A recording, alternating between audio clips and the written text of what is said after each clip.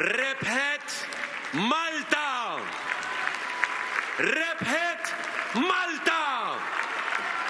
Kien b'dan il-mod li bie d-deputat nazzjonalista Adrian Delija fetaħ id-diskors tiegħu waqt il-protesta wara r-rebħa tal-kawża li kien fetaħ fil-qorti kontra d-deal ta' Vitals. Adrian Delija qal kif minkejja li Robert Abela qed jibqa' jipprova jitħaq bil-poplu Malti, il-poplu issa qed jara fis-serqa tal-Gvern Laburista u bekk qed jappella biex tintrefa' r-responsabbilta. Mhux biss kienu qed jisirquna, mhux biss kien hemm il-ksur tal-kondizzjonijiet, mhux biss ma tawniex dawk li wedu.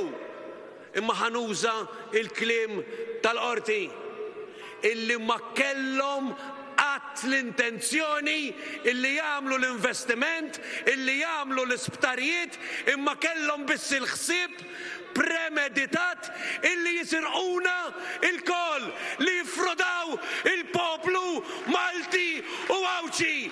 Adrian Delija fakkar kif il-Gvern ilu snin jisħaq li m'għandux flus għas-settur tas-saħħa, iżda ħareġ fil-beraħ kif tal-miljuni lill-kumpanija biex tisraq lill-pazjenti, lill-infermiera u lit-tobbol professjonisti. Matul id-diskors tiegħu il-kap eżekuttiv tal-UHM Voice of the Workers, Joseph Vella, għal kif mill-bidunet huma għarfu li dan id-deal kien wieħed maħmuġ iżda l-Gvern qatt ma ġixxa dwar dan, anzi tom il-miljuni ta' euro minn but il-poplu Malti. Xi ħadd daħaq bejna u dawwarna minn imneħirna.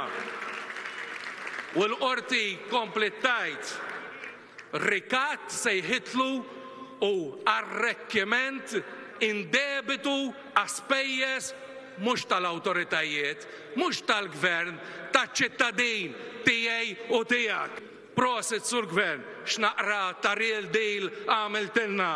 Il-korruzzjoni mhix tagħna l-koll, imma l-penitenza tal-korruzzjoni tagħna l-koll. Joseph Vella kompla jgħid kif dan id-deal wassal biss għall-lejja kbira tal-ħaddiema u tbatija li għaddew minna l-pazjenti u għalhekk li qal il-Gvern irid ikun fuq quddiem net biex iġib lura l-flus li nataw lil Vitals. Minnaħa l-oħra studenta tal-liġi Michaela M. Baylis qalet kif il-Gvern Laburista qed ikompli jfalli lis-soċjetà Maltija u għalhekk li Michaela M. appellat biex l-Istat jipproteġi fost oħrajn il-ħajja ta' dawk il-persuni li qed jisfaw vittmi. Jekk irridu nimxu l-qudiem bħala pajjiż, għandna bżonn nieħdu l-affarijiet iktar bis-serjetà. Għandna bżonn nerfgħu ir-responsabilità tal-azzjonijiet tagħna u ntejbu s-sistema kemm legali kif ukoll is-sistema politika.